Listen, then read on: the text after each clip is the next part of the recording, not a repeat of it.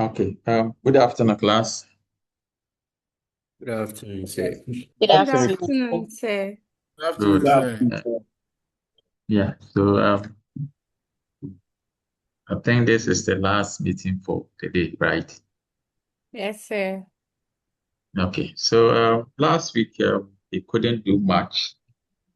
So this week we will look at what um, we couldn't actually tackle last weekend, and then we add a few things to it.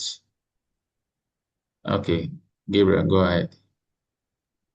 Sir, please, will it be possible to change your class to, let's say, bring it down a bit? Because this is one of our core courses. Yeah, but don't you have other classes? We can just swap them. Well, if it's possible, that would be fine. Then Sunday, we should rather change it with signal this in the courses on the Sunday, you know. So that to come earlier to the this thing. Sunday is going to be difficult. Even if it's Saturday, at least we should be in the morning. Because now, then it's like we are tired. So we can put the other ones, one of the other ones last, and then bring One it of the down. other ones. I Maybe they meet all the call. Saturday is for call. level 200. Better still, we can push it maybe 8:30 or 7:38 thereabout. But then we would have, you might have relaxed a bit. Yes. That same Saturday, but rather you should rather push it to in the evening, maybe from 7:30 to maybe 9 or 7:30 to 9:15 or something like that. My humble opinion, please. Okay, so maybe you can decide and then give me the updates. So once you settle on the appropriate time, the morning 8 to 10, I'm booked. I handle the level 200. And then Saturday, right after your class, I also have another one with the regular students in the evening from 5 to 8 p.m. So maybe after that one, we can actually do this if that is fine by you.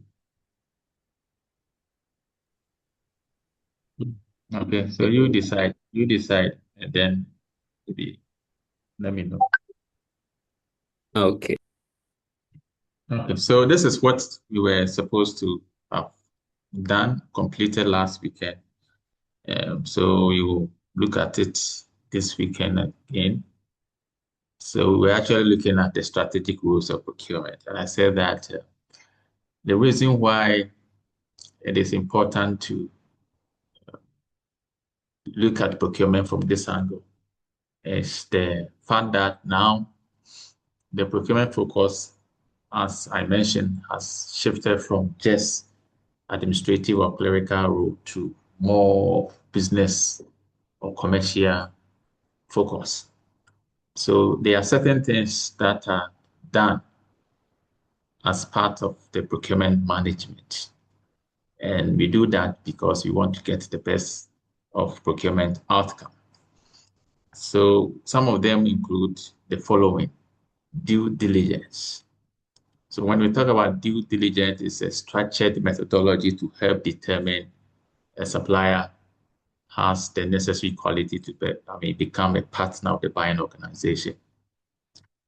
So we just want to be sure that the selected supplier, the selected consultant or contractor is indeed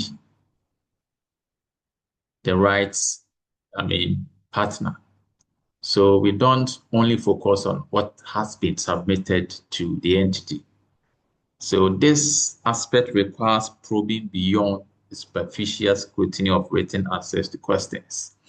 Okay, so we need to go beyond by sometimes dealing with entities that have in the past engaged that particular supplier or contractor, just to be sure that we are dealing with the right supplier. Okay, so once you want the best, you want to go further by sometimes checking the financial robustness of the organization, their working capital, among others. And because these suppliers or partners are interested to win these contracts, they will do everything within their means. And some of the things may not be, correct. So it is up to us as buying organization to go beyond what has been presented, just to be sure that, in fact, we have made the right decision. And then there's what we call risk management of the supply chain. Say that, because we may not be the only players on the supply chain. Your supplier may have more than one supplier. Okay, so we need to look at the entire supply chain. Okay, so once you pay attention to risk, now once the risk happens, it may affect the outcome of the procurement process. So you want to go into risk management by identifying potential risks that are likely to disrupt the procurement outcome. So you look into that, you identify the risk, you look at the possibility of those risks happening, and then measures that are needed to manage the risk in case they happen. And I was happy because last weekend somebody mentioned, the war in Iran. Okay, it has really affected prices of oil. So if this risk assessment was done properly, and then as a result of the assessment, this was envisioned, obviously we could have maybe developed a suitable strategy to tackle the risk. We can't stop the war. There's nothing we can do if you're a buyer in Ghana. But once your risk assessment informed you that there's going to be some, supply chain disruptions as a result of war happening in the Middle East. And once there's war around that place, it's going to affect the supply chain, the oil supply chain. And once this is affected, prices are mostly determined by demand and supply, the forces of demand and supply. So it's going to affect the supply of oil. So once supply is, or demand is more than supply, prices will automatically increase. There's nobody there increasing it. It is because of the forces of demand and supply. So if you had anticipated this maybe months before this, you could have maybe procured more of oil, assuming, you were focusing on oil acquisition. Okay, so it is important to consider risk management. And then relationship management. The adversarial approach to business life is an outdated concept. Okay, so you go to the market, the supplier doesn't trust the buyer doesn't trust, the supplier. Okay, so it is purely more or less transactional adversarial relationship. But according to Rick and Law, in fact, when we're looking at the, the phases, the third phase points to relational, relationship. It is always important to develop a sort of relationship with your partners. You need to identify potential suppliers. You need to appraise them and then develop very good suppliers. Okay, so once relationship is developed, there are always benefits. The benefits outweigh, the cost. Okay, so sometimes the organization may not be in a strong position to purchase goods or procure goods outright, but because of the relationship that entity has been able to establish with a particular supplier, they will be able to get the needed supplies. So relationship management is a key strategic aspect in procurement.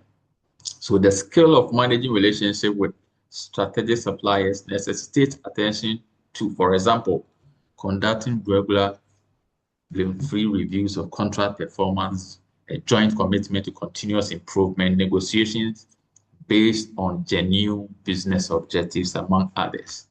And then there's what we call continuous improvement of supplier performance, continuous improvement. So all sectors of the economy have competitive challenges, sometimes from offshore organization. So procurement community has a strategic role to motivate suppliers to continually improve their performance. The performance on long-term contract can be incentivized to reward suppliers' investment and initiative. So contract can require continuous improvement as an obligation. So if a supplier contractor fails to meet the expectations of the buyer, it may affect subsequent procurement engagement.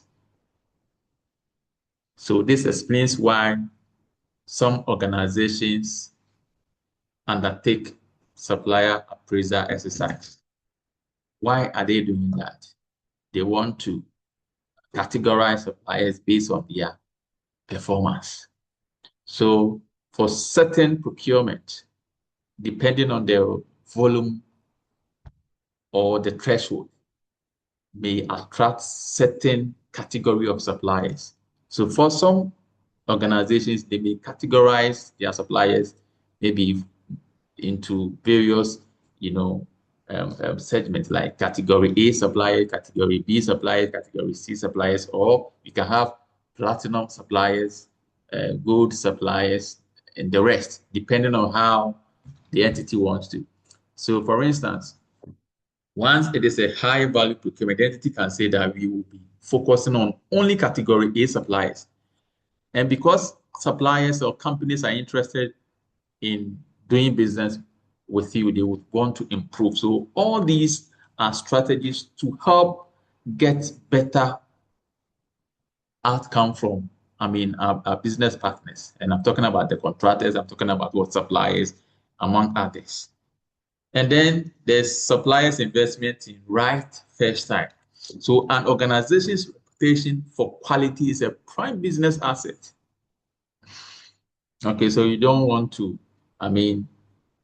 play with this. So investment in right first time. So suppliers have expert knowledge or should have of the goods or services they provide.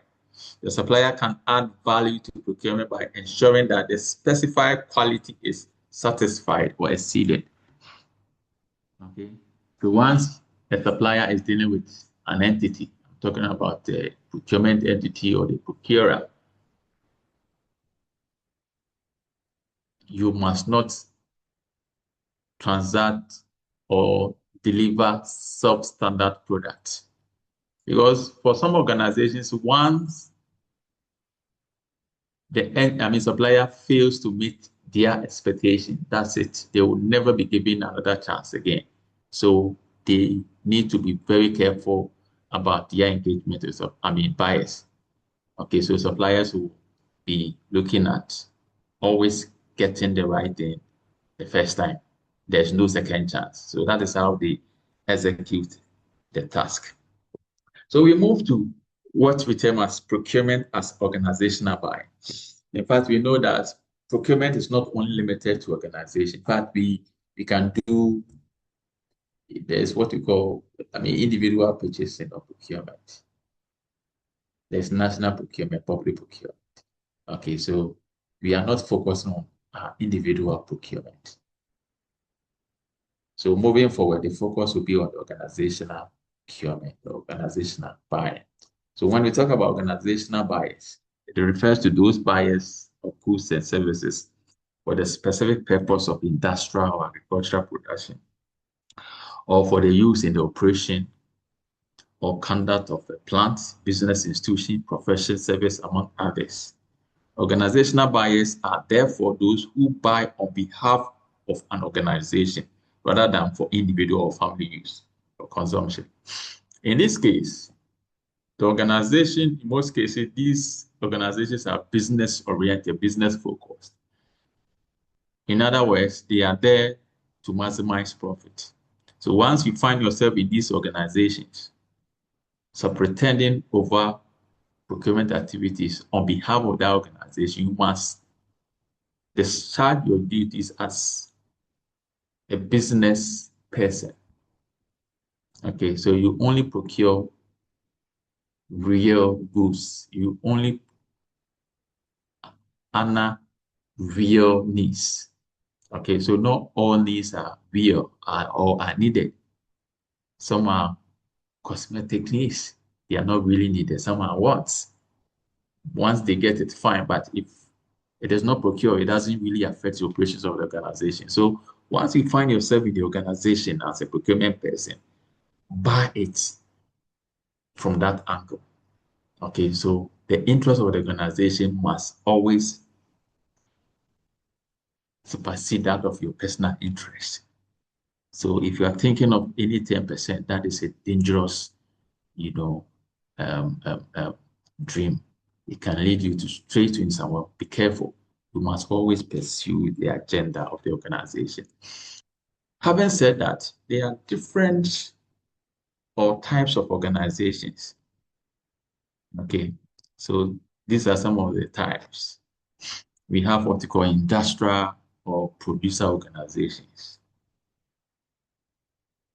How will you know that this is an industrial or producer organization? So such organizations purchase goods and services for some tangible production or commercially significant purpose.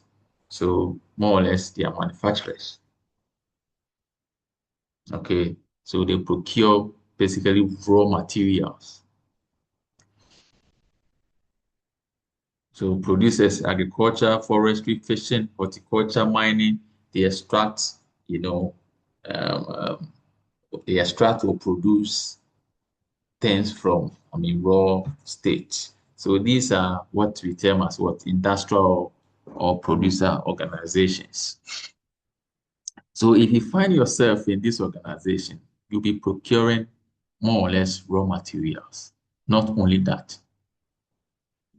other uh, equipment or items or services that will help turn these raw materials into finished or semi-finished products. So you should know what items will be focusing on. And then we have what we call intermediate organizations. And these organizations purchase goods or services for resale or for facilitating the resale of another or other goods in the industrial or ultimate consumer markets.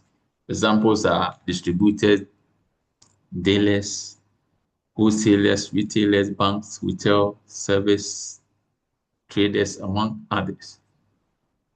So let me give you a typical example for the industrial producer organizations. Typical example.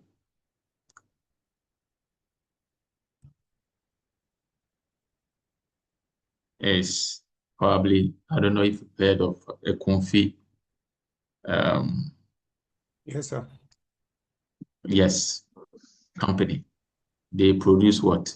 Fruit juice, right? Yes, sir. Okay, Juice, the confit juice. Yes, sir. good. Apart from a Confit, there are other companies like Gasem. Gasem is also a typical example of what industrial producer organization, Jata Cement, and the rest. Okay, so there are a number of examples, practical examples. And then when you come to the intermediate organizations, samples, distributors, wholesalers, Melcom Ghana is a typical example. Okay, so once we find yourself in a company like that, they may not be dealing or procuring raw materials. In most cases, they procure finished goods. They don't even add, you don't even see the value they are adding. Maybe through customer satisfaction or the kind of customer service they provide. But the actual product doesn't come from them. They are more or less an intermediary. So that is why we call them intermediate organizations. So you go to Melcom right now, most of the items you see there, most of them originate from other organizations.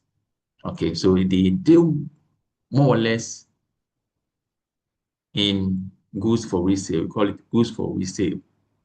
Okay, goods for resale. That is what they normally do. So ShopRite, the rest of the companies in this category, you should know. Apart from the Melcom that I've mentioned, can you mention any other company that you think fit under this description? Yes.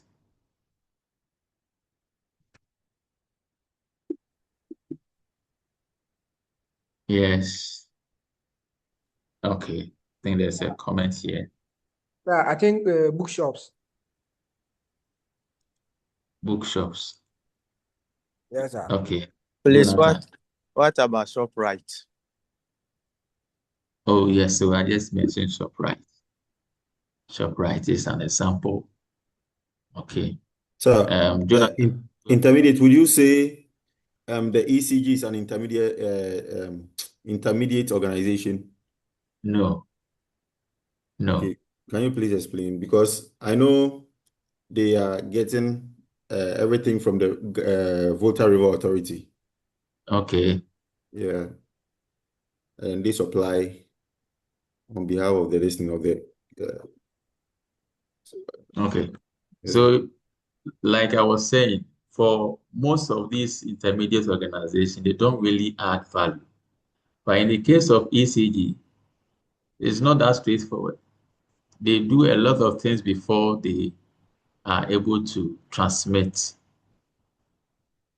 the power from their end to the various households or the industries. So you see some value addition. That is why anytime the light goes off, you don't even know who to, blame, whether it's coming from ECG, whether it's coming from BitGo or, VRA, you don't really know. Okay. So Yes, they do a lot of things. Okay. George, you want to say something? Oh, you should go, sir. Okay. And then we Marina Mall. This is George. Okay. All right. That's fine. So that is a perfect example of what the intermediate organizations. All right. Thank you very much. Then we have what we call government and public sector organizations. Government and public sector organizations. So they purchase goods and services for resale or use by organizations by providing service and not always commercially significant at national, regional, or local levels. So in most cases, they provide public goods. In as much as they are not supposed to make what do you call it, abnormal profit. They're supposed to actually work within, make a normal profit to cater for the operational activities of the organization. So they don't focus on profit making. However, they are not supposed to be making losses. So you need to clear that one too. Okay, so they basically provide public goods. Examples, we have central, local, public utilities. So this is where the ECG will fit. I think, Jonathan. Okay, so that is that. I don't know. So apart from, yes, sir. Can you give typical examples of such institutions here? I've just mentioned ECG. Apart from ECG, can you give typical example of, entities within this category? My Yes, good friend. Yes, go ahead. Ghana Water Company. Wonderful. Wonderful. Any other? Sir, Please. Go ahead. Ministries. Ministry. I said I want specific. Be specific. Ministry of Finance. Okay. All right. Wonderful. That is correct.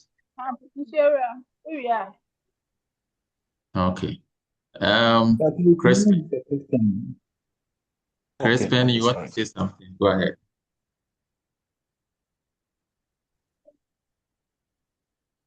Ghana Gas. Come again. Ghana Gas. Ghana Gas. Okay. Okay. Wonderful. Sir, can you say Bank of Ghana? Yeah, yeah. Okay. So they are all public institutions. Okay, so Sir, I think you sir, have please, what about us. the various district assemblies? Yes, so they are part. They are, I mentioned central and local government. So the assemblies are part of the local government.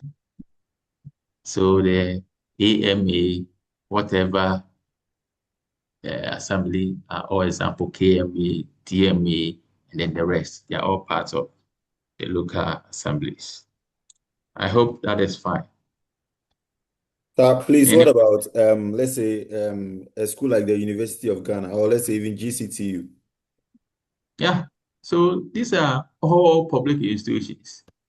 Yes, These sir. are all public institutions. Okay, so they will not be wrong to, place them under the Sir, government sir, please, organizations. I have a question. Go ahead, please. Sir, so all these types of organizations, especially, I don't know if the Public Procurement Authority, Mm-hmm. does it only go for the government and public sector organizations, or private individuals are also part?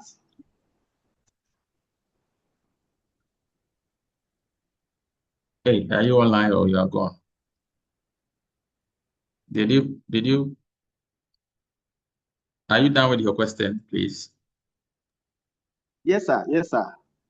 I was trying to Okay. ask the Public Procurement Authority, is it only Okay. the government institution that would have to go through these? They should go through these processes before coming out with the procurement, or private individuals are also part? That is per the law. Okay. So as the name goes, it's for public establishment. Unless if you're a private person or private entity, unless you are doing business with any government establishment. On that basis, you need to know what the Public Procurement Act entails. Okay, apart from that, the act itself is meant for all public establishments in Ghana, all public establishment. Once it is wholly or partially public finance procurement, it has to be done using the Public Procurement Act.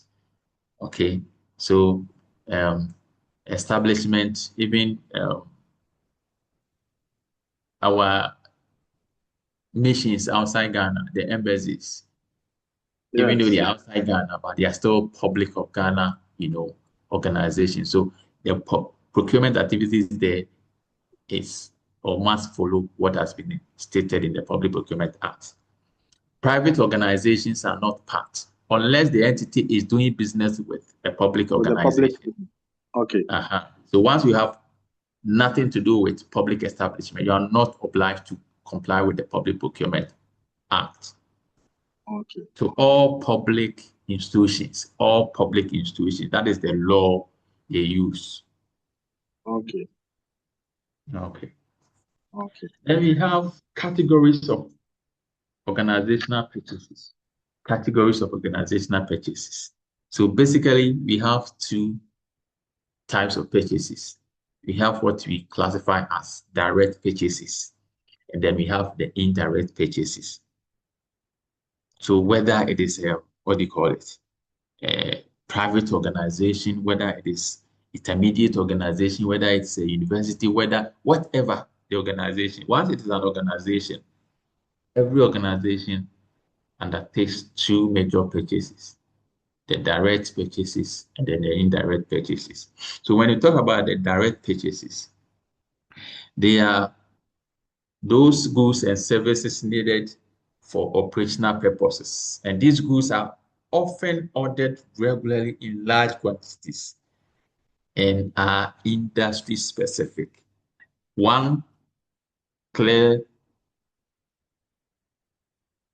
example is that these type of goods are integrally involved in the production process. They are largely involved in the production process.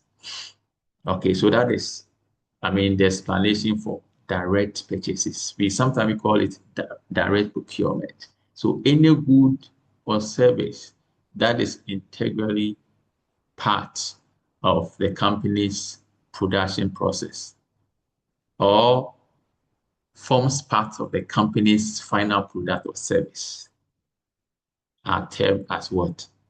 Direct purchases. Typical example, I just mentioned a confit. You know, a confit is into the production of fruit juice in Ghana. So, for instance, if they want to, hold on, I'll come to that. So let's use a confit. A confit produces what? Fruit juice. Now, to be able to produce fruit juice, can you mention some of the input requirements? What did they need to be able to produce the input? The fruits. Perfect. Wonderful. So the fruits, assuming they are producing mango juice, they need the mango fruit. Okay, so because mango fruit is largely part of the final product, a confused perspective, you will classify mango fruit as what? Direct purchases. Yeah. Yes, direct purchases. Now let's move away from a confit to GCT. Can you mention one or two things that you think form part of the university's direct purchases? LMS. The student. Yeah, I'll say the lectures. The Okay, student. so no, I said products. Product. Products. The books and slides. Or services, product or services you think are part of GCTU's direct purchases. So from the explanation I gave, in the university here, we don't produce goods. We provide services. In fact, the university's common mandate is teaching, learning, and research. So anything that is integrally part of what we do here, the teaching, learning, and the research, okay, are treated as what? Direct.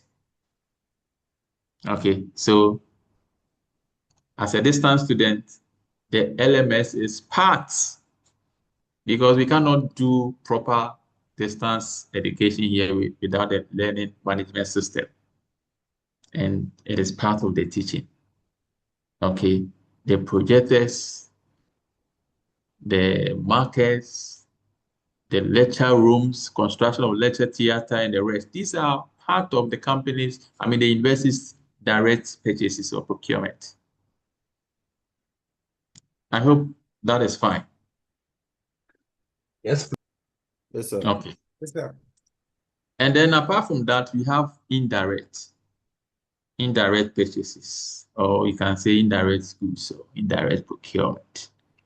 So when you talk about indirect goods or purchases, all goods not directly involved in production process. Example is MRO goods. Okay, so they are needs, all right, but they are not part of the company's production process. So those goods or items are classified as indirect purchases. So in a confused case, can you give examples of, you might not work with a confit, but from the explanation I just gave, can you mention an indirect item or purchase of a confit company limited? Can I say labor? No, just be sure. Be sure. So from, if you really understood what I said, give me a typical example of indirect item or purchase for a confit company limited. I want you to, They are packaging material. so the packaging material is not part of the production, right? The plant and machinery. Are you sure? I'm very sure, sir. So, okay, so without the plant and machinery, you think they'll be able to produce the fruit juice for you to consume? So the reason why I'm saying that plant and machinery is because I think it doesn't actually form part it doesn't directly have direct impact on the production, but like it's a So the secondary thing. definition says integrally part of the company's production process. So I'm Yes, sir. asking, without the machinery, would the company still be able to produce the needed fruit on the market for you to No, consume? sir. Yes, no. If, But can we if say we the cars Okay, they so use, the means of transport, the cars they use? okay, okay, all right, Sir, the office storage furniture too. or warehousing. wonderful. I think somebody mentioned the office stationery or furniture. Yes, sir. They are needed, all right, because the employees there need those things to actually work with. However, these items are not parts or are not integrally part of the company's production process. In other words, once you take away those things, production can still happen. The company can still continue with their core mandate. Okay. But for core or direct purchases, the company cannot do without. Once, in the absence of the core, direct purchases or items, the company will not be able to undertake its core mandate. But for indirect, without them, the company can still manage to execute their production process. So MRO items could be ordered relatively regularly, but their quantity is generally low. I'm saying this because, as a procurement officer, day in and day out, a number of requests are submitted on your desk. So once you find yourself in the organization, you need to actually do this analysis to know, first of all, know the industry you find yourself, know the core mandate of the institution you find yourself, and then itemize the direct goods that you'll be dealing with as a procurement officer. Mind you, I think last week or so, I mentioned that the organization is more or less similar to the individual human beings. We have unlimited wants or aspirations. The same applies to the organization. However, there's a constraint. The constraint is what? The limited resources. So the same applies to the organization. So the organization may not have the required amount of money to, do everything. So sometimes as a procurement officer, there are a number of requests on your desk. You have limited resources at that moment, but you need to work on or attend to some of the requests on your desk. Now, looking at what you have, the resources, and then the number of requests on your table, you need to focus on the critical ones. That's why I said that all goods, all procurements are not the same. In fact, the priority are not the same. We have different priority. I don't know if I have already mentioned the Kratis matrix in this class. So that is the essence of, the Kratis matrix. So some items, we classify them as leverage items. We have non-critical items. We have bottleneck items. We have strategic items. So you need to know which items are critical items or leverage items, which items are non-critical items, which items are bottlenecks, which items are strategic items. Okay. So that for critical items, for direct items, goods, once you do not consider them, it means that you are basically telling the organization to stop operations. That is what it means. So the focus has changed. Now it is no more administrative role. It is now business focus role. I'm talking about procurement function. So you don't just act on request. I told you last week that you need to first of all interrogate the request. Now, after interrogating their number, so assuming all the, requisition before you have, the business case. There are business cases for each request before you. It doesn't solve the problem at hand because there's resource challenge. So what do? You need to prioritize the request. And you can do that by looking at the item, whether they are direct or indirect. So it is a tactical decision whether to buy and how much of each item you need to buy. Any question up to this point on direct and indirect? In fact, we classify them. I have a question. Go ahead, please. Say about the indirect. Mm-hmm. Can I say electricity and water service? Mm-hmm. Has done what? The example that you made about the confit fruit juice. Okay. Okay. And then you also have to give the indirect purchase. So where will you place the items you just mentioned? Say the indirect, sir. So a confit. So are you saying that without power, without water, the company will... So that's what I wanted to ask. Yeah, because so that is, so you don't have to ask. I said that without, when we talk about the direct ones, it means that without them, the company will struggle to undertake or continue with its production process. Okay. So you ask yourself, without power, would the company be able to do that? If the answer is no, then you should know what item you are talking about. If the answer is yes, you should know what item you are talking about. Yes, sir. Yes, sir. All right. Okay, sir. so the company needs power. The company needs water. So without them, assuming there is no water for 2 years, will the company be able to produce? The answer is no. Yes, sir. So that will be under direct. Perfect. Purchase. Yes, sir. Thank you very much, sir. You're welcome. Then we are looking at some concepts. I've already mentioned MRO. So MRO stands for maintenance, repair, and operations. We classify them as what? Indirect. So yeah, all goods or services other than capital equipment necessary to transform raw materials or components into end product. Example, paints, lubricants, packing material, cleaning product, industrial clothing. These are classified as what?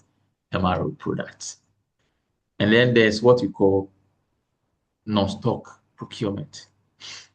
So when you say non-stock procurement, that is where most of the organization's output consists of product made in direct response to customer orders. In other words, once it is not stock, it means the company doesn't store, doesn't keep. It is based on order. And we have examples of non-stock. We have what we call stock to order, and then we have stock to forecast. These are all examples of what?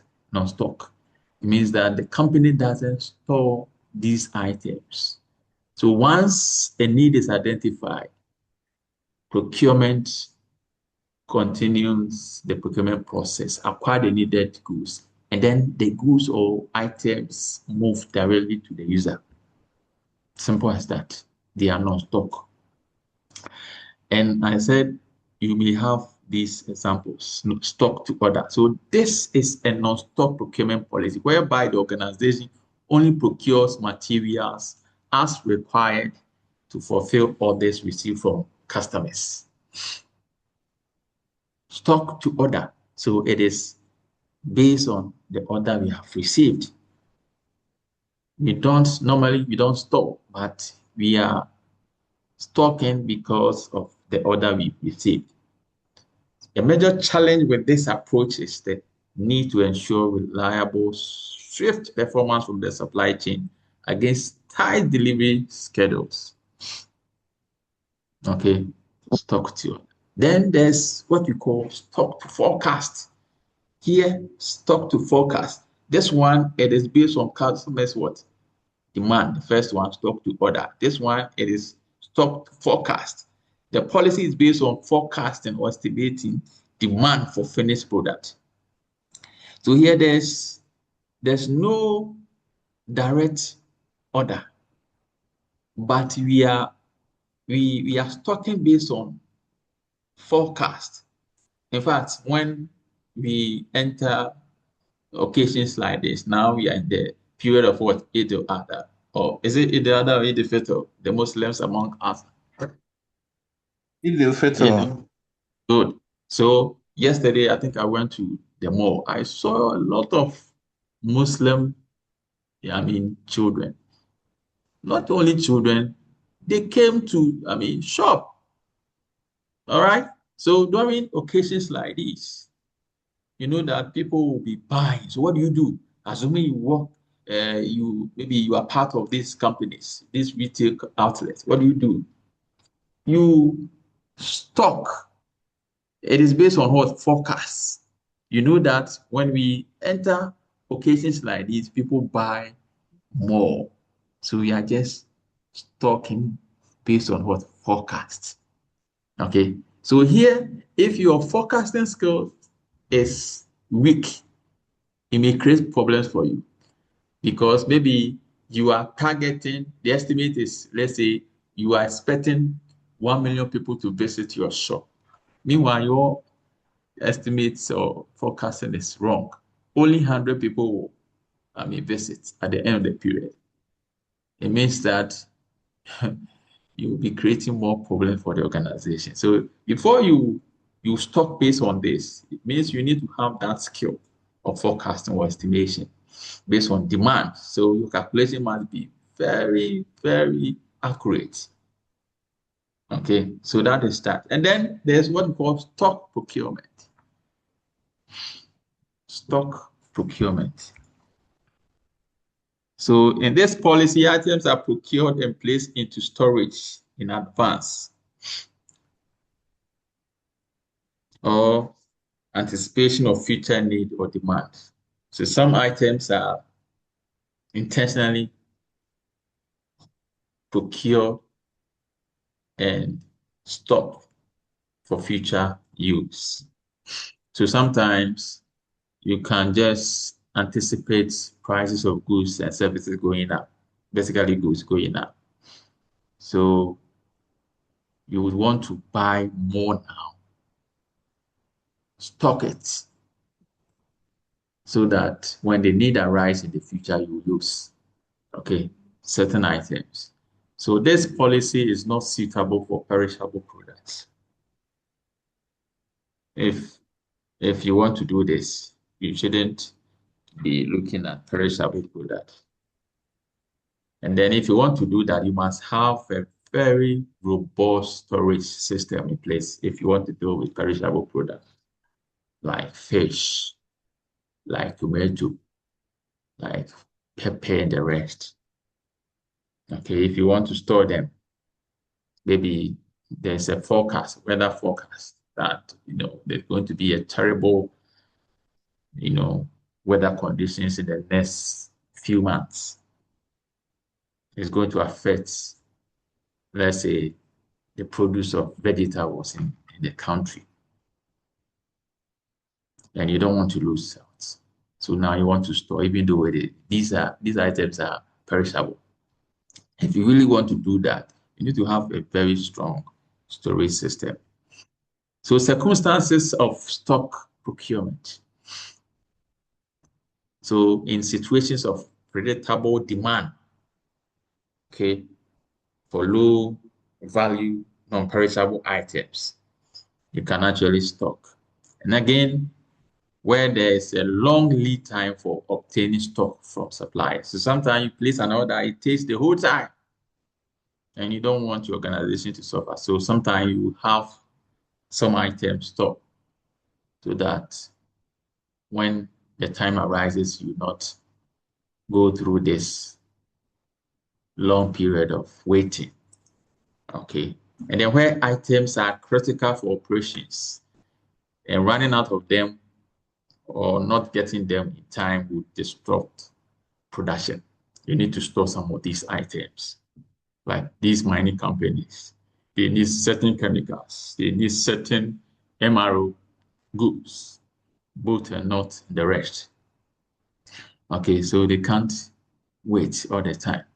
And most of these mining companies look at their location in the hinterlands. So they need to stock certain items so that they can't, wait maybe 24 hours, 48 hours, or sometimes 1 week for items to be, procured and delivered to them from, let's say, Accra or Kumasi or something of the sort. So they need to store. Because once these items are not available, it means it's going to affect the company's operation. Okay. And then where there is a legal requirement to hold stock, example, health and safety equipment, it happens. You go to these hospitals, they have anti-snake, injections and the rest. It is a requirement that once the hospital has been satisfied, you need to have these. Maybe snakes are not, common in Accra, but where I stay, snakes are there. You come to EB area, Charlie. If you're not careful, you can run like Usain Bolt sometimes. But in the forest areas or the hinterlands, these clinics, small clinics, it is a requirement to have some of these items. Items like COVID vaccines and the rest. So sometimes it is a requirement. You need to have certain items there. And then where inventory appreciates in value over time, nobody will tell you to stock. Inventory itself is cash, but once the cash can appreciate in value, you will not lose. Okay, examples are wine and then timber. Okay, so wine, people will say the older the better. So people are, happy to say, oh, I have 1921, red label, 1800 this. People are, I don't know why, because they say the older the better. And then where prices are expected to rise and to be more cost effective to stock while prices are still low. So it makes economic sense to stock.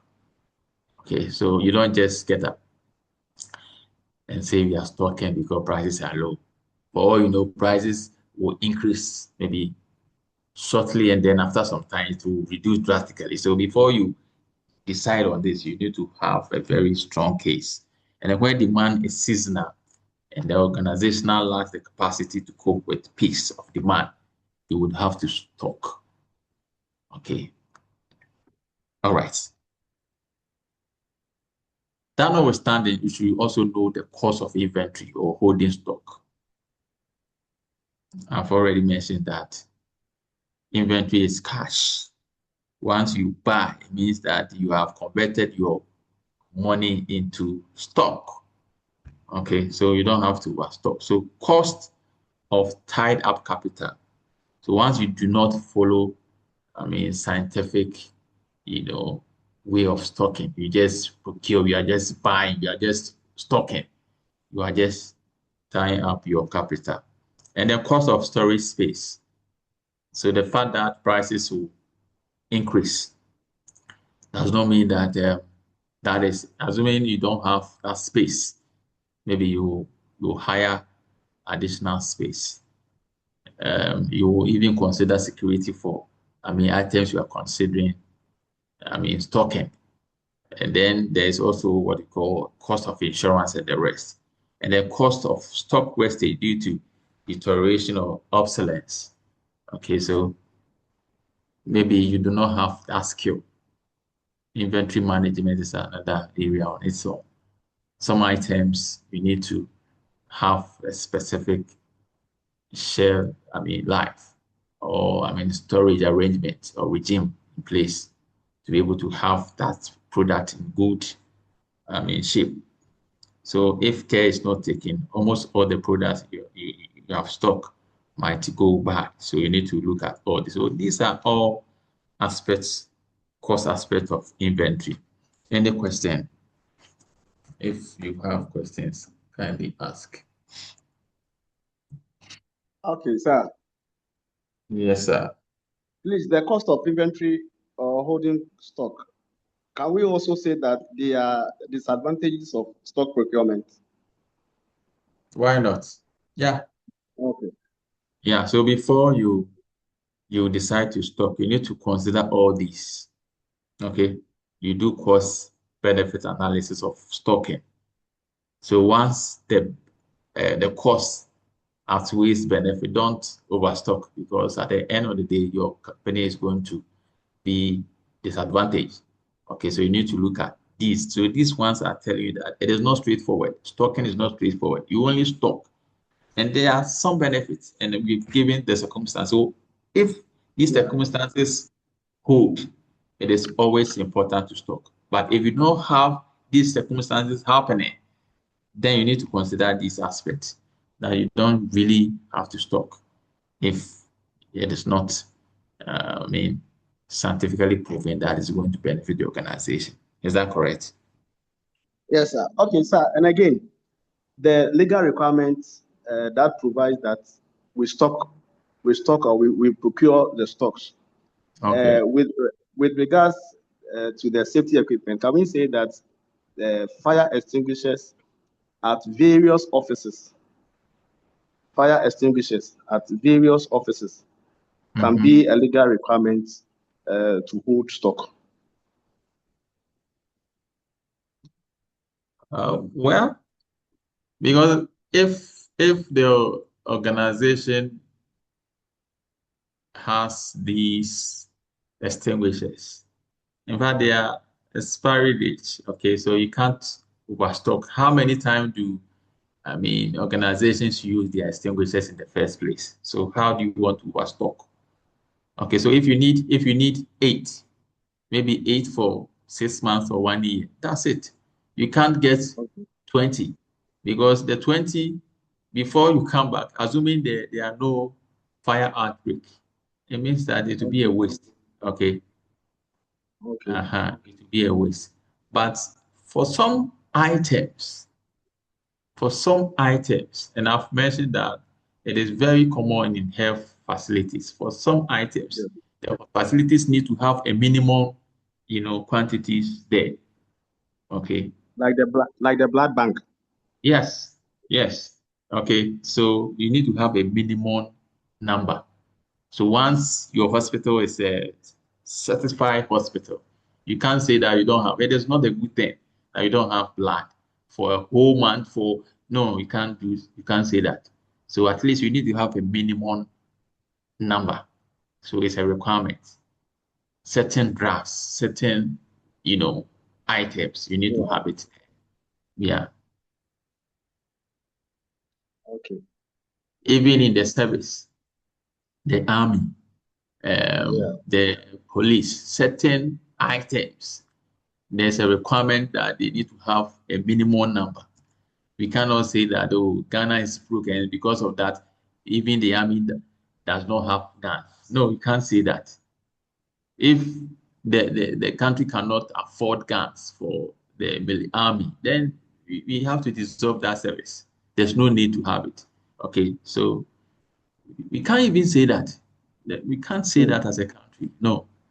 So there's a requirement to have certain items. At least, even if they are going, how many times in fact, since I was born till now, I don't think Ghana has, experienced wars. I don't think, even though some of these officers, they sometimes go because we are part of some international organization like ECOWAS, like the African Union, or the UN. Sometimes they go outside to help.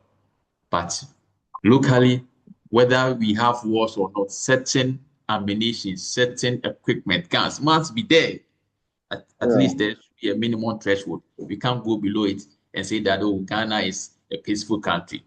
No, we can't do that. Okay. All right. Okay. Then we look at capital procurement. This is there, it is very important that we look at this separately from other groups. So when you talk about capital procurement, the procurement of assets with a long usage life and high acquisition costs, such as buildings, equipment, computer systems, and vehicles, are classified as what? Capital equipment. In other words, when you talk about capital, they are not actually procured for consumption sake. They are procured to aid further production. That is the reason why we procure capital goods. We don't procure capital goods for consumption. They are procured to aid further production. So these are some of the characteristics of capital procurement. The length of life cycle. So the procuring organizations use the item for a long time, several years. So once we construct a building, I think there's a new structure Tesla, when it came last week, I think you saw it. So that facility can be in place for so many years, more than 50 years, if proper maintenance is carried on that facility. Even the old ones we are using has been there for a very long time. Very long time. So capital procurement should be pursued with a different mindset. The way we procure, let's say, MRO goods or other commodities should not be the same as capital goods. Because first of all, the facility or the item will be in your possession for a very long time because they have what? Long lifetime. And then there's what we call high acquisition cost. So a capital item is a large value asset. Example, buildings, manufacturing plants, vehicles. These are very expensive items of procurement. So because the value is huge, we need to be very careful with how we go about the procurement of such projects or items. Because the moment you get it wrong, it means that the cost implication on the organization will be very, very high. So that is why we need to take our time. And for capital procurement, in fact, we need to ensure that there's business case justification or business case for the procurement of capital goods. And then again, we need to follow the procurement process systematically. You need to do that because the risk is very high, the cost implication is high. So in most cases, there's what we call total cost of ownership. We look at the entire cost of owning the project or the item. It's not just the price. All right. And so we are still looking at the features of capital equipment. So purchase or lease price is one element, and sometimes not the most important element in the total cost of owning the asset. Other costs, example, maintenance, are also relevant. And then there's monetary. The monetary value of the asset is very high, raises procurement and financing issues of whether buy or lease. Negotiations are usually more extended and complex than in other procurement because of the high value and complexity of the total package of benefit being sought over the asset life cycle. Then the procurement of capital items tend to be non-recurrent, and usually each new acquisition must be evaluated afresh. So if you procure, let's say,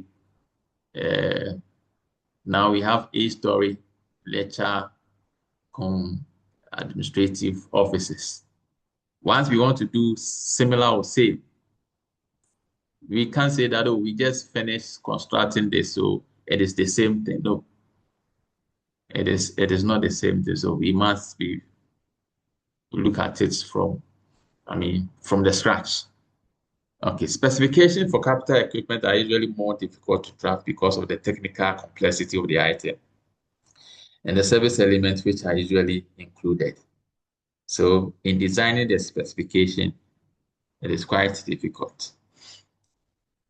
And for that matter, if you do not have the skill of putting up a very good specification, nothing stops the entity from getting a qualified or an expert to help draft the specification, because you want to get it right.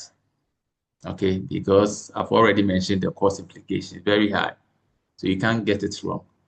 So to be able to get the best of procurement outcome, you need to ensure that proper specification has been developed. And even though the originator is the end user, if the end user can't draft the specification, an external person could be hired to help develop a detailed or comprehensive specification when we are dealing with, capital equipment. And I mentioned total cost of ownership. So for most capital equipment, we focus on total cost of ownership, not just the price. So when you talk about total cost of ownership, it's a financial assessment model. Total cost of ownership is a financial assessment model developed for, software or hardware purchase at first, and now it is used for far more than just these two types of equipment. Okay, so when I was talking about the characteristics or features of capital asset, I said that it has longer life cycle. Okay, so you can't just consider the price and say that we are going for product A, product B. You need to look at this. So originally, when this concept was introduced, it focuses on just, software and hardware purchases. But now it has been extended to almost all capital acquisition. So TCO is an assessment of all costs, both direct and indirect, involved with an item over its whole useful life. So all costs we want to know. So the product will be cheaper today, but if you look at all other costs, eventually that product will be more expensive than the one with higher price. Okay, so the cost of owning, operating, maintaining a system, among others. So TCO includes the upfront costs of equipment plus installation, training, support, upgrading, and repairs. So most frequently, this is the issue with TCO. It is used at the beginning of the purchase process to evaluate which is the most cost-effective choice. Okay, that is this. So because you are using this TCO at the beginning, meanwhile, most of these costs will be based on estimates. If the fourth point, it is mostly used at the beginning of the procurement process. In this case, most of the variable, the issues that I mentioned, like repair or maintenance charges or cost, installation, training, support, among others, are all based on what estimates. And once you are dealing with estimates, if your estimates are not accurate, it can be very disastrous. So procurement decisions based on total cost assessment tend to be more effective than those based on only on cost of purchase and cost of maintenance and repair. Hidden costs always come back to bite you. Making sure that all possible costs are included also makes for better comparison between suppliers and those looking cheaper at the onset. That make their money after purchase would then not have the advantage as before. So this explains why for some people, and I'm talking about the rich people, who mostly go for brand new vehicles rather than used cars because of this thing. So assuming you bought a new vehicle, let's say Honda CRV, brand new one, maybe around $30,000, $40,000. But you want to sit here in Ghana and import a vehicle that is maybe 5 years old that has been used by somebody else for maybe 200,000 cedis or something, or 250,000 cedis, or even less than that. Thinking that, oh, you got a better deal. That is fine. So comparing these two prices, you may think that the $30,000 or the $25,000 vehicle is more expensive. The same vehicle, just that one is used, the other is brand new. So one is more expensive, so you want to go for the used ones. If you really want to, take TCO into consideration, all the other costs, the cost of maintenance. For brand new car, how many times do you see brand new cars going for service or maintenance? It doesn't really happen. Okay. But for used cars, almost every 2 months or so, especially if your location does not have good roads, then it could be weekly, it could be every fortnight. Okay, so once you are able to input all these things together, you will know the actual cost of owning that vehicle. Then you can make a very good decision concerning, the choice of the product. So it is a very good assessment if you really want to make a very good judgment in terms of cost, because it's not just the price. If you want to calculate cost, it's not just the price. It goes beyond the price of the product. For capital goods, you need to look at other costs, like owning the equipment, like, the fuel consumption, maintenance, among others. And as I mentioned, because we normally do this at the beginning, it is difficult to,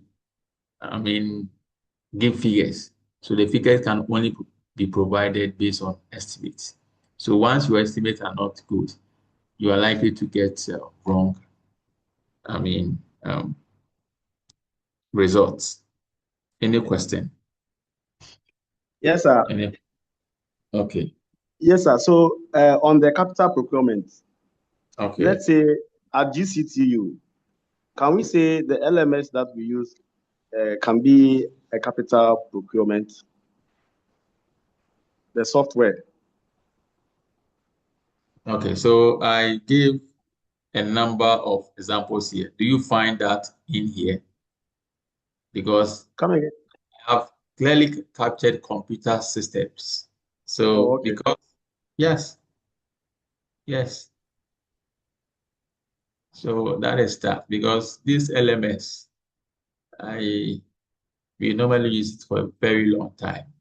We used to have, I don't know, I don't think if there's a new one, but the old one has been with us for very long time, over 10 years. So this new one will be in the system for more than 10 years. So you will not be wrong to classify that as what a capital procurement or item. Is that correct? Okay. Any other question? I know you said you are tired, you are sleeping and all that. I know a lot of you are sleeping by now because it's not a face-to-face lecture. You are just online. I'm here. I'm not sleeping. No, it's only you. Let me see if We are here. We are all here, sir. Ramatu, are you online? Let me find out. So we are all here. Hey! Can hear the voice go. Please, I'm here. I'm here. So I'm Goodness, even sick, but I'm here. hey, you were sleeping. If I ask you a question right now, you'll not be able to answer because you were Sick, sleeping. oh. So I'm Sir, I'm sick, here. but I'm here. Oh, you'll be fine. You'll be fine. Don't worry. I'm also here. Okay, we thank God you are there. Okay, so if you are there, let me ask you this question. If you are really there, let me ask you this very simple question. I said that in the organization, we normally purchase two types of, items. Can you mention the items or the types of purchases we have? Or the types of purchases? Indirect. So you said Yeah. we have the direct and then the indirect. Yeah, you are right. But you are following. That is fine. Let's Yes, sir. continue. Okay. Okay, then we look at procurement and change. In fact, there are a number of drivers influencing and demanding changes in procurement. And a number of things are pushing for changes in procurement. And these are some of the things. We have what we call globalization impact. It is affecting a lot of things in procurement. There's what we call information technology impact, and then there's changing production and management philosophies impact. All these are causing procurement, how we practice procurement, to change in one way or the other. Procurement was not like this. For instance, now there's something we call global sourcing. Global sourcing, global procurement, where you can be in one country and then procure goods and services from other countries. And it is because of this globalization impact. Okay, so transgression of national boundaries. Now we are not limited to just Ghana. We can procure things, goods, even contractors from outside, consultants from outside. Okay, so once we can't get the needed contractors or products from the Ghanaian market, nothing stops the buyer from going to what we call the international market or the global market. Okay, so the advantage of cost. So once we compare cost, one of the objectives of procurement is to minimize procurement cost. So once we compare, the product may be available in Ghana, but once you compare the prices in Ghana and that of the prices outside, and you realize that the company will be able to save something from buying from outside, then you will obviously go outside. So that is another thing pushing for this globalization impact. Specialized labor skills. Okay, so sometimes, yes, you need certain skills, services, or consultants, or even contractors. These skills may not be readily available within your jurisdiction, but it must not stop your operations. Okay, so because of that, we are tempted to go outside, sometimes by getting consultants from outside, from other countries, sometimes getting contractors from other countries. This explains why in public procurement, there's a method called international competitive tendering. International competitive tendering. Okay, so once a public procurement organization or public institution is using public international competitive tendering, it means that international contractors or suppliers are allowed to participate in a particular procurement activity. So here, there are a number of reasons. In fact, in the Public Procurement Act, there are some conditions. Probably that procurement may not attract a lot of local participation, maybe due to the capital requirements or due to the skills needed. Okay, so we are allowed to go outside. So all these, the global aspect is influencing, or because of emerging economies, there are better options around. So sometimes we get contractors from Brazil, Contratar. I don't know if you have heard of this company before, Contratar. The company comes from Brazil, and that company has been doing a lot in Ghana. Query Gavao. Or Come again? is it a Query Gavao? Yes. You get it. So that company is not a Ghanaian-owned company. It is internationally recognized company, construction. They are into construction. They did the Circle Dubai interchange and then the Kaswa one. Oh, okay. I think they've been here for some time now. They've been in Ghana. Yes, so I don't know whether I don't want to go into that, but I think they are doing a good work. And then there's what we call Hey, sir, don't go there. yes, it is better that way. And there's information technology impact. Traditionally, almost everything about procurement was paper. With the introduction of IT or with the emergence of IT, now there's what we call slicker transactions. So you can be here and do business with suppliers outside your jurisdiction. You can even do business with suppliers outside Ghana, outside your region, outside your city, or in the name of IT. You can make phone calls, you can send text messages, you can make Zoom meetings, you can do a whole lot through this. So now, things like e-business, e-procurement is as a result of what? The emergence of ICT. So that has also helped with the quality of management data. So sometimes, because people are doing bad things, they will try, well, a lot has really happened in the past. They will just, because they mess up the procurement process, whether they intentionally did that or maybe heaven came to their aid, the whole facility will just, experience fire outbreak. And they will tell you that, oh, we lost all documents. But now with the help of IT, even if the entire facility is gutted, the data is stored somewhere, so we can go back to that data anytime. Okay, so the strategic link with suppliers. Suppliers could be outside because of this. You can compare, prices. You can sit here and check for the quality or reviews of items by other users. Okay, so there's what we call paperless environment.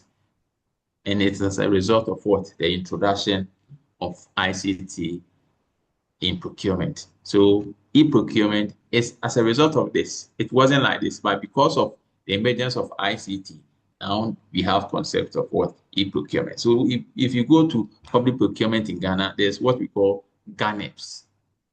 Have you heard of GANEPS before? What does it stand for? GANEPS.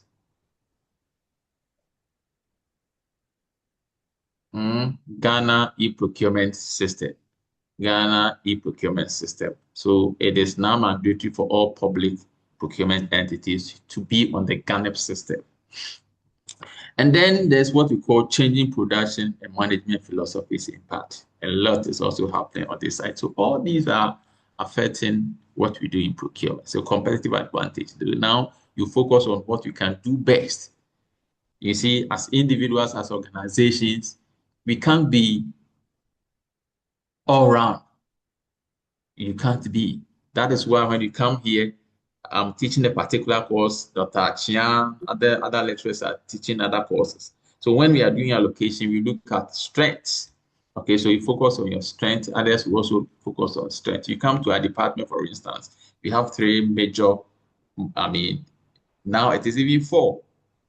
Some have specialized in procurement, others are in logistics, and then we have supply chain specialists and then operations. Okay, but if you say that you know everything, you are operations guy and you are teaching supply chain, you are teaching this, it will expose you. So you need to focus on what you can do best and allow others. We are learning all. Yes. We are learning all. You are learning all. So over time, you find your interest. Over time, you find your interest. You say that, oh, I want to specialize in this. I am interested in this. I am interested in this. We are introducing you to, what we offer so that you know that these are all related areas. But over time, you say that, me, I'm interested in logistics. Me, I'm interested in procurement proper. I'm a supply chain person. I am focusing more on operations. Okay, so you need to know what is happening here before you can actually make a choice. But you know yourself, you know that, me, I'm not good at maths, I'm not good at this. So I am doing this, others are doing this. So you concentrate on your strengths and you allow other people, organizations to focus on other areas, probably to handle your weaknesses for you. And in that case, it helps you to get better results. So concepts like outsourcing. Okay, so you focus on sometimes the organization can decide to give a part or a complete function to an external organization to perform on their behalf. Why? Because the organization wants to focus on its core mandate. Okay, so you come to the university can say that, oh, it's a university, we want to focus on our core mandate, teaching, learning, and research. All other things will be given to an external organization. In this case, the cafeteria you see at Tesano campus will not be under the control of the university. Maybe the university will just give it out to maybe a private operator, a restaurant, to operate that on behalf of the university. And then from time to time, we monitor the service level agreement. Once it is still within our expectation, that company will continue to provide that service. But if it is, falling short, the expectations are falling short, then we will say that, okay, now let us take it back. It depends, because catering services or cafeteria services is not part of the university's core mandate. Okay, or let's say cleaning services, janitorial services, the university will say that, no, let us give it to, because the internal staff are not doing it well. So let us give it to, let's say, a cleaning company, because they have specialized in that, okay, to do this. So this explains why now when you go to some hospitals, you see these banks operating or taking charge of their account payables on behalf of the hospitals. You go to most banks, hospitals, you can see sometimes GCB, sometimes you can see Fidelity, you can see maybe UBA, you can see this. It means the organization of the hospital has outsourced the account receivable to maybe a third party, to these banks, because the core mandate of the hospital is the provision of what? Healthcare service. So accounting or accounts receivable is something outside their core mandate. So they want to focus on their core mandate. You get it? So instead of recruiting accountants or people of that sort, they will be focusing on recruiting doctors and healthcare, professionals. Okay, whilst the banks of Yes. Okay. And then the supply chain management. So now I said that we don't focus.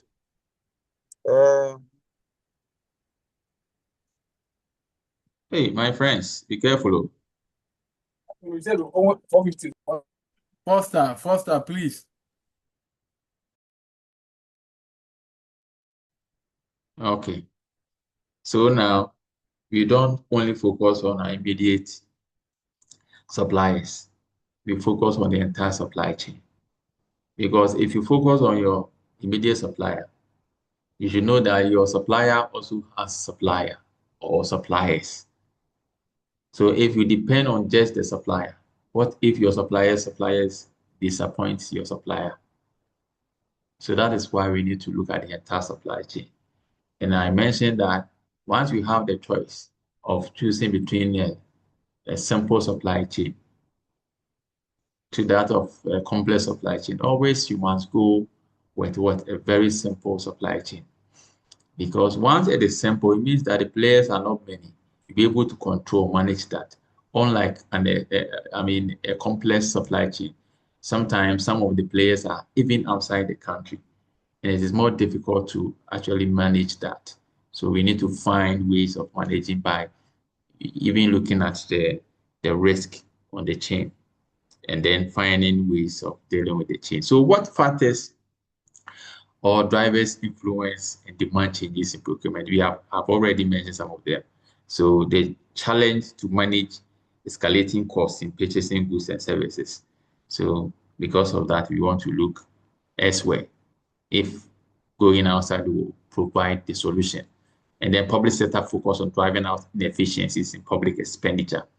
Okay, so once we focus on sole sourcing, for instance, once we are looking at maybe one or two suppliers, sometimes they will just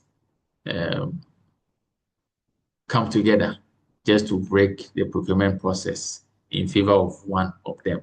But once you open up the process, international companies coming in, it is not easy to do that. So you open up, and the competition is one of the key principles in procurement, competition. So going outside or allowing international suppliers, tenders to participate in the procurement process is in the best interest of the organization. And then the increasing trend to outsource manufacture and services, and the positive impact of global sourcing. So all these are influencing, the changes in procurement. And then the enhanced use of ICT and e-procurement, then redressing of procurement power, as well as the challenge to outdated traditional practices. So all these have influenced, the changes we are seeing today. And it's not going to end now. It's not going to end now because just like it is normally, the procurement itself is done by officers. Now there's AI. AI is taking over. And I know that in no time, AI will take some aspect of, our procurement function. So we need to, move with, the AI. You don't have to leave it behind. But the time is coming, AI will take almost everything from us. So until we learn the skill and the ability to use the AI, you will not be needed in the future. So the last aspect before we end briefly is world-class procurement. So once we talk about world-class procurement, the term is or became very popular in 1986 by the book World-Class Manufacturing by Schomburger. Okay, so Schomburger defined world-class manufacturing as analogous to the Olympic motto. The Olympic motto, Citius, Altius, Fortius, translated as faster, higher, stronger. Okay, Citius, Altius, Fortius. So once we talk about, so that is where world-class procurement is coming from. Okay, faster, higher, stronger. So you want to improve, go beyond what we know now. Okay, you want to upgrade, go beyond what, the traditional way. So I mentioned that the focus has shifted. Now everything is moving. So the moment you think about that, you need to be looking at it. So once we talk about world-class procurement, it must accommodate one, commitment to total quality management. Total quality management, not just one aspect. The entire organization must pursue quality. Quality from, how we do things. In the organization, there are so many departments or units. So each unit is focused on total quality. So at the end of the day, the organization will be looking at total quality management. So commitment to just in time. One of the reasons organizations are trying to avoid the use of stock procurement is this, just in time. I've mentioned that there are some limitations. In fact, the advantages of stocking. Okay, so to avoid all that, we can use just in time. And it's a modern trend. It's a world-class procurement strategy, just in time. So as and when the need is identified, then the supplier provides the item. But before you can use just in time, you need to have very strong infrastructure. Okay, so sometimes the network can jam. You cannot even reach out to your suppliers. So once that happens, the supplier will not be able to supply the item as needed. Okay, but we need to be committed to just in time, just to minimize stocking. And then commitment to total cycle time reduction. So the procurement process must not take all the time. We must reduce that. Time is money. Okay, so instead of using 3 months to complete one procurement, we can do that within a very short time. We need to minimize that. And then long-range strategic plans. ideally, we need to plan our procurement. Planning is very good. Once you plan ahead, you are able to know the dangers. You are able to actually do away with the all risk and the rest. In fact, reactive procurement is expensive. Reactive procurement is very, very expensive, or emergency procurement is expensive. If it is an out of God or an emergency situation, that is fine. There's nothing you can do. Okay. But sometimes in Ghana, almost everything is an emergency. And it's because we didn't plan. If we plan it well, most of the activities will not be as expensive as we experience these days. Okay, so we need to plan our procurement ahead of time. And this is even stated in the Act for those in public sector procurement.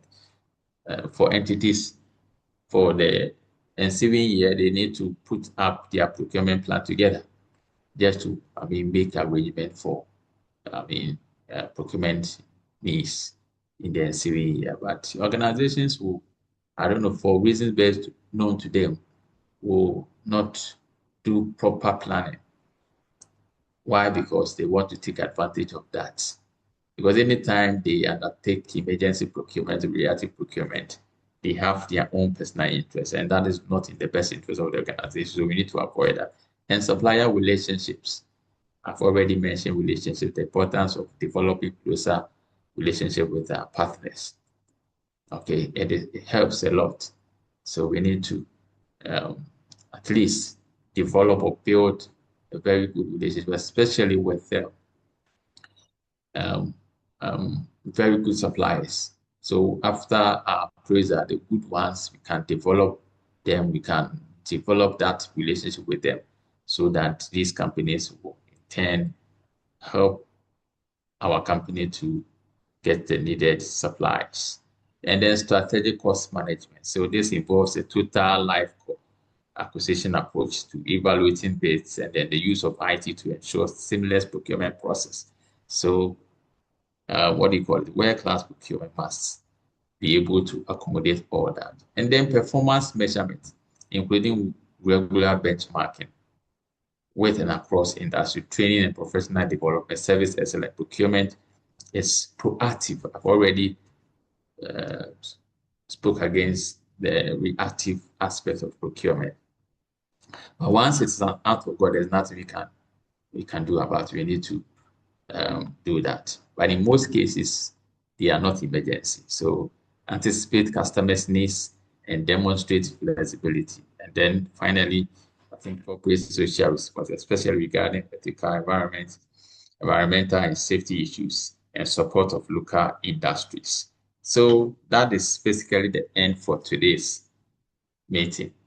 In the next few minutes, if there are questions, you can ask. I am taking a screenshot of members present right now, so do not leave. If there are questions, unmute your microphones and share those concerns with me. Thank you.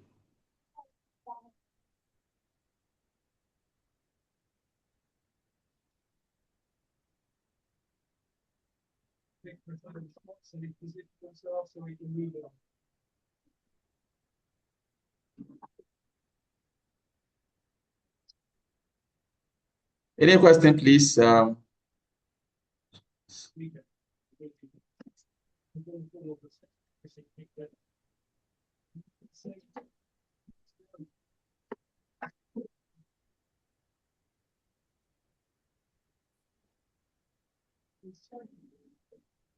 Oh, okay.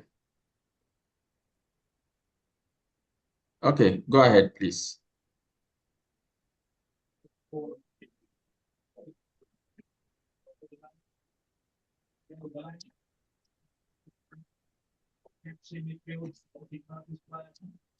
I'm seeing a hand.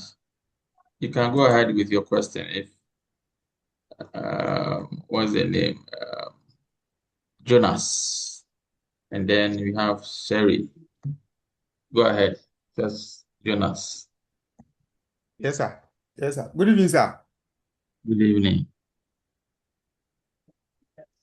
Yes, sir. Thank you. Thank you for the opportunity. I just want to make some few contributions to the discussion, sir.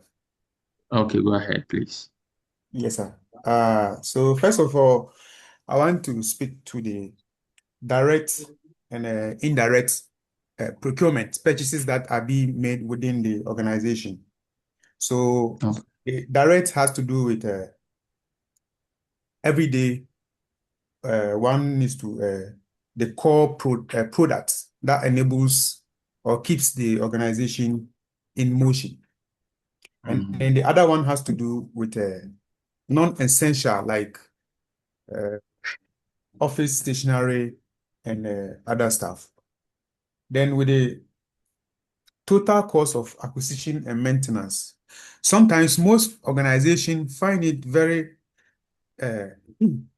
cost ineffective to maintain such assets, as in, let's say, big machines. For instance, in the extraction industry, they tend to rely on other second party to do the extracting, blasting, and then haulage for them to keep them in operation, just to bring down costs. Okay. Also, the supplier relationship is very key and critical in procurement process.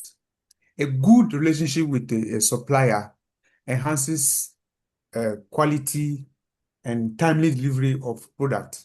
We spoke of just in time. So with the just in time, goods are being supplied as and when you need it to reduce cost of storage and other waste that will occur, and then maybe pilfering that will occur within the period. Finally, Okay. the corporate social responsibility. Corporate social responsibility is giving what an organization gives back to the community in which they sell. Let's say now there's an agreement, a ratification passed for a whole year to commence extraction of the lithium at Central Region. So now, the corporate social responsibility, one, includes giving quality healthcare within the community, schools, and then absorbing more of the locals within some certain positions in the organization, whereby it will transform to the economy of the host community and Ghana at large. Thank you so much, sir. Thank you very much. Thank you very much for the contribution. So I believe you have heard of local content. It is because of, these things, local content act. So once you operate in a particular community, sometimes you need to buy certain items from that community just to empower the local community. It is part of the concept of what corporate social responsibility. Okay, so that is that. Any other? I think there's the last hand.